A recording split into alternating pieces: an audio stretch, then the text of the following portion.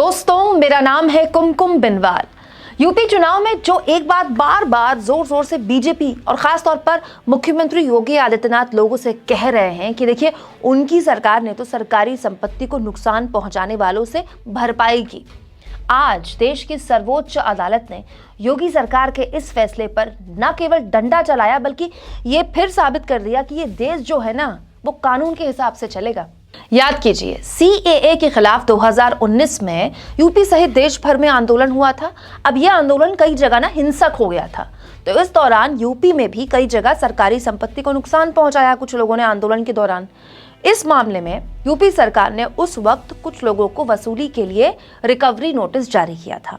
बाद में योगी जी के इस रिकवरी वाले फॉर्मूले की ना कई बीजेपी शासित राज्यों ने तारीफ भी की थी कि देखिए, हम तो उन्हीं से वसूल लेते हैं जो हमारी सरकारी संपत्ति को नुकसान पहुंचाते हैं। लेकिन अब सुप्रीम कोर्ट ने योगी सरकार के इस फैसले के खिलाफ आदेश दिया है। सुप्रीम कोर्ट ने योगी सरकार को आदेश दिया है कि रिकवरी की गई रकम को वापस किया जाए। जी हां, सुप्रीम कोर्ट ने यूपी सरकार को फटकारते हुए कहा, सीएए विरोधी प्रदर्शनकारियों के खिलाफ वसूली नोटिस वापस लें, वरना हम इसे रद्द कर देंगे। आप एडीएम की नियुक्ति कैसे कर सकते हैं, जबकि हमने कहा था कि यह न्यायिक अधिकारियों द्वारा हो। दोस्तों, जिस रकम का यहाँ पर जिक्र हो रहा है ना, वो कोई लाख 2 लाख की नहीं है, करोड़ों में है, जो योगी सरकार को अब उन लोगों को वापस करनी होगी जिनसे वसूलने की तैयारी थी। बाकायदा यूपी सरकार ने सुप्रीम कोर्ट में यह बताया है कि रिकवरी नोटिस और उसके बाद शुरू हुई कार्रवाई को उसने वापस भी ले लिया है। वो ब्यौरा भी सुप्रीम कोर्ट में योगी सरकार ने आज दिया है। दोस्तों, मैं ना खुद मानती हूं, चाहे कोई भी आंदोलन हो, किसी भी तरह का हो, शांतिपूर्ण आंदोलन ही होना चाहिए। किसी को भी सरकारी संपत्ति को नुकसान पहुंचाने का अधिकार नहीं है, क्योंकि वो आपके मेरे पैसे का है, टैक्स पेयर के पैसे का है, आपका मेरा सबका अधिकार है उस पर।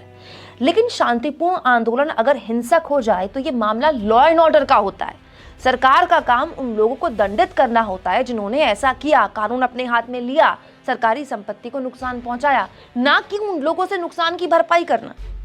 हैरानी दोस्तों ये है कि ठीक चुनाव के बीच में सुप्रीम कोर्ट के इस आदेश को किसी चैनल ने ब्रेकिंग न्यूज तक नहीं बनाया, जबकि दिन भर सारे चैनल वालों के एंकर और रिपोर्टर यूपी में डेरा जमाए हुए दिन भर यूपी को लेकर ही खबरें चलती रहती, लेकिन ये खबर नहीं चली। खेल समझ रहे हैं ना आप। ठीक चुनाव से पहले सुप्रीम कोर्ट की योगी सरकार को लगी ऐसी फटकार पर क्या सोचते हैं, कमेंट बॉक्स में राय जरूर दीजिएगा।